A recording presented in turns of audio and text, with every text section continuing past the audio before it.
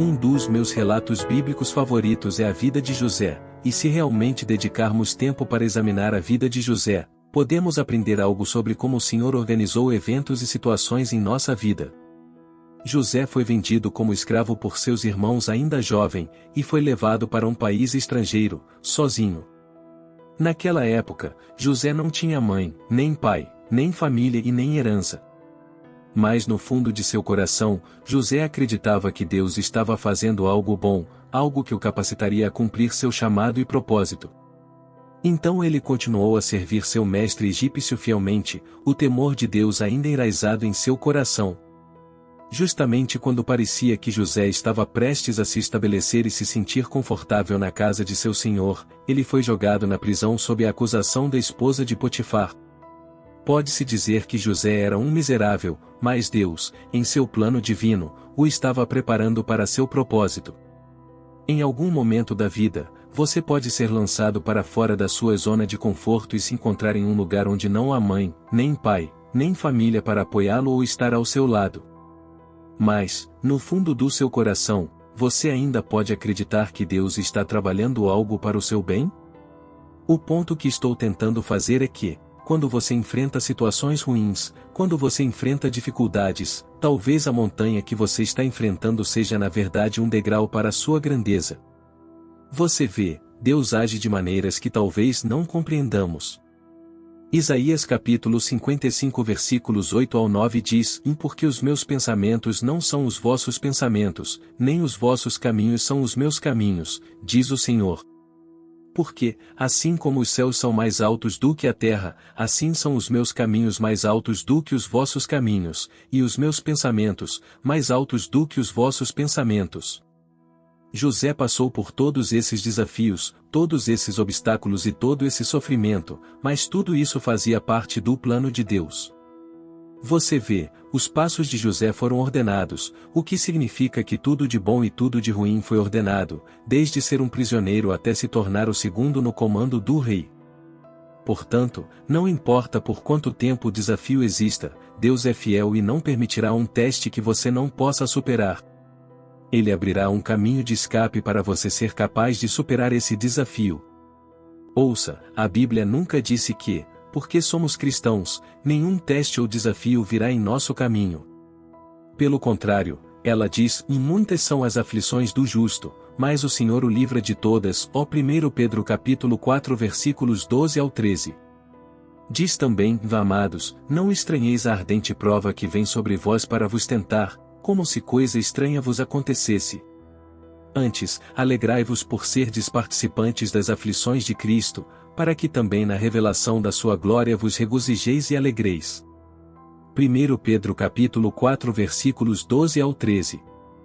Resumindo, somos instruídos a esperar por provações, não as olharmos como acontecimentos estranhos, e também não julgarmos o amor de Deus por nós pelas coisas que acontecem ou não acontecem em nossas vidas. O que devemos nos proteger é de questionar o amor de Deus. Seu amor é constante, seu amor é eterno. E assim, amados, o Deus que servimos é aquele que transforma as coisas para o bem daqueles que o amam e confiam nele. Servimos a um Deus que transforma a ameaça em triunfo e desespero em alegria. Agora, vamos nos dirigir ao Senhor em oração. Senhor Jesus, em Lucas capítulo 9 versículo 62, tua palavra diz: E Jesus, porém, lhe respondeu: De ninguém que lança a mão do arado e olha para trás é apto para o reino de Deus. Pai, ajuda-me a nunca olhar para trás, a nunca duvidar de ti ou questionar-te, independentemente do que eu esteja passando. Deus, dá-me a graça, a força, a determinação de sempre olhar para frente e manter meus olhos em ti. Senhor Jesus, eu me entrego completamente a ti. Podes ter a minha vida, podes ter minhas mãos, minha mente, todo o meu ser pertence a ti.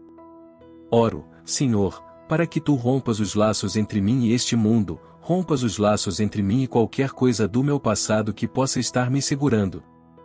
Santo Espírito, ajuda-me a chegar ao estágio em que eu me rendo completamente a Jesus Cristo e não retenho nada.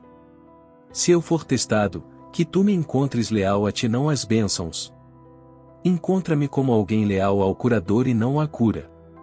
Eu escolho ter o doador de milagres acima dos milagres. Senhor, ajuda-me a entender que Tu és muito mais importante e de maior valor para mim do que qualquer bênção. Tu és mais valioso do que qualquer dom ou avanço. Receber-te, Senhor Jesus, é muito mais importante e significativo do que qualquer outra coisa. E assim, eu declaro que estou disposto a abrir mão de tudo mais, se isso significa que terei a Ti, Rei Jesus. Dá-me um coração contente, Senhor. Dá-me um coração que prefira ter poucas coisas nesta terra e acumular meus verdadeiros tesouros no céu.